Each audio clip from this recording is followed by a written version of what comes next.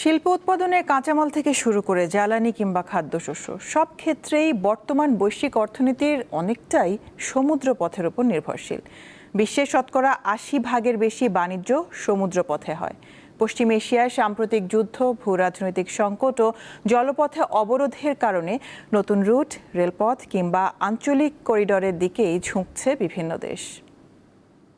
Hormuz প্রণালী বন্ধের পর এবার লোহিত সাগরের প্রবেশপথ বাব এল মানদেব বন্ধের ইঙ্গিত দিয়েছে ইরান।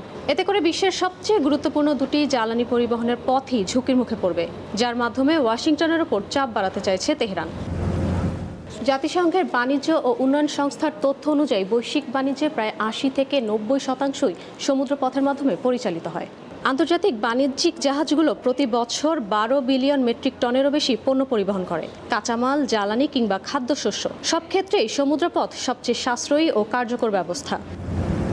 এর মধ্যে হরমুজ প্রণালীর বিকল্প হিসাবে ইরাকের উত্তরাঞ্চলীয় শহর কিরকুক থেকে সিরিয়ার ভূমধ্যসাগরীয় উপকূল পর্যন্ত বিস্তৃত ৫০০ মাইলের কিরকুক বানিয়াস পাইপলাইন পুনরায় চালুর পরিকল্পনা করছে ইরাক, সিরিয়া ও যুক্তরাষ্ট্র। যুদ্ধের শুরু থেকেই সমুদ্রপথের বিকল্প হিসেবে মরুভূমির মহাসড়ক ব্যবহার বাড়িয়েছে উপসাগরীয় দেশগুলো। হরমুজ প্রণালীর বিকল্প রুট হিসেবে ইতিমধ্যে কাস্পিয়ান সাগরের ব্যবহার বাড়িয়েছে রাশিয়া। এছাড়া চীন এমন একটি সংযোগ ব্যবস্থা গড়ে তুলতে চাইছে যেন একটি পথ, বন্দর বা প্রণালীর উপর অতিরিক্ত নির্ভর করতে না হয়। কারণ যদি কোনো কারণে মালাক্কা প্রণালীতে জাহাজ চলাচল ব্যাহত হয়, তাহলে চীনের অর্থনীতি, শিল্প উৎপাদন ও জ্বালানি নিরাপত্তা একসঙ্গে চাপের মুখে পড়তে পারে। আর তাই কোথাও বন্দর, কোথাও রেলপথ, কোথাও সড়ক, আবার কোথাও জ্বালানি পাইপলাইন নির্মাণ করছে দেশটি। উপসাগরীয় অঞ্চল থেকে লোহিত সাগর পর্যন্ত সংঘাত ছড়িয়ে পড়ায় বৈশ্বিক বাণিজ্য এবং জ্বালানি পরিবহন ব্যবস্থা নিয়ে দিন দিন ক্রমেই উদ্বেগ বাড়ছে। এছাড়া সাম্প্রতিক বছরগুলোতে বিশ্বজুড়ে বেড়েছে ভূ রাজনৈতিক অস্থিরতা।